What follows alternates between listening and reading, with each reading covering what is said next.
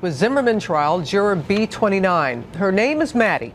She didn't want her full name revealed, but she wanted to tell her story, and as you'll see, not in shadow, not in disguise. She is a 36-year-old mother of 8 and works full-time as a certified nurse's aide. She's of Puerto Rican descent. She lived in Chicago and moved to Florida just a few months before the jury was selected. Her attorney, David Chico, also joined us, and it was important to Maddie to express what it was like to sit on that jury.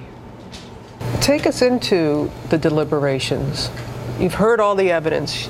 You've heard the closing arguments, all of that. You go into the room for the first time together as a group. Did you take a vote right away to see where you stand? No? I didn't take a vote. What was your first vote? My first vote was second-degree murder. And many people are wanting to know, how did you go from, in 9 hours, from feeling he was guilty of second-degree murder to not guilty?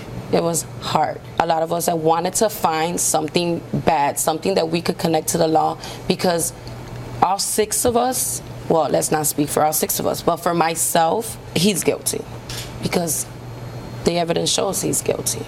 He's guilty of? Killing Trayvon Martin. But we couldn't prove that intentionally he killed him.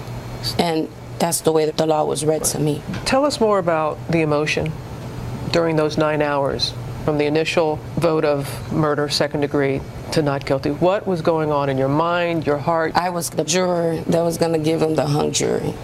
Oh, I was. I fought to the end. Did you feel a little, for lack of a better word, bullied in the deliberations? I don't know if I was bullied. I trust God that I wasn't bullied, but do you feel that your voice was heard in that My room? voice was heard. I was the loudest. Yeah, that's for sure. You're a mother, as you said. Yes. You have children that were Trayvon's age. I have plenty of children. Yeah, but 8 of them.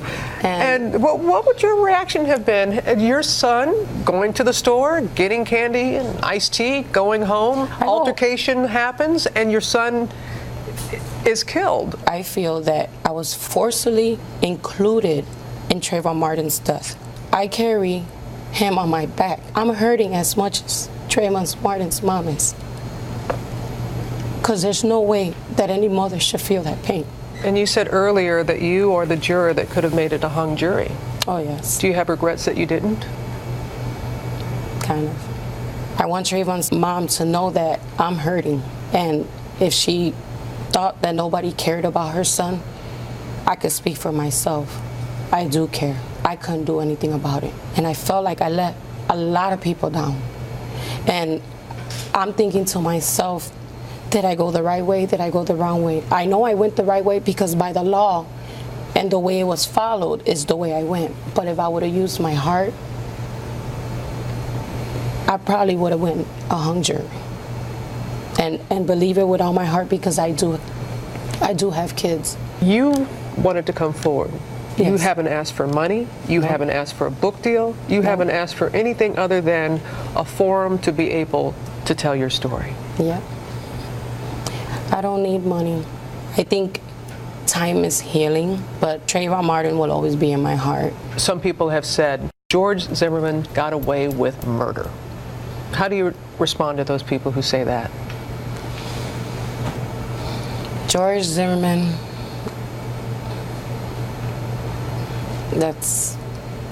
George Zimmerman got away with murder, but you can't get away from God. And at the end of the day, he's going to have a lot of questions and answers he has to deal with. The law couldn't prove it. We just have to believe in the Lord that if he has to pay, he will pay. But you feel in your heart of hearts that you and the jury approached it and came with the decision, and you stand by that decision to this day? I stand by the decision because of the law. And finally, for you, Maddie, what would you like to say to Trayvon's parents? I would like to apologize because I feel like I let them down. We just couldn't prove anything. And I wish them the best and that God blesses them through all this in peace. And that is Maddie's hope, peace for the Martin family, for everyone in this country. She was not going to say anything until juror B37 spoke out 2 days after the verdict. And you may recall that 4 other jurors signed a statement distancing themselves from that juror's comments. Maddie also felt it didn't accurately reflect her feelings. But one thing Maddie did agree with the other juror on, she said race was not discussed in the deliberations. It never came up in their discussions. But the one thing, George, she came back to again and again and again, she said the law, the law, the law. And if you remember President Obama's first statement after the verdict, we are a nation of laws. And we have to respect that law. Boy, she really did want to say that that first juror did not speak for everyone. They've all reacted so strongly to that.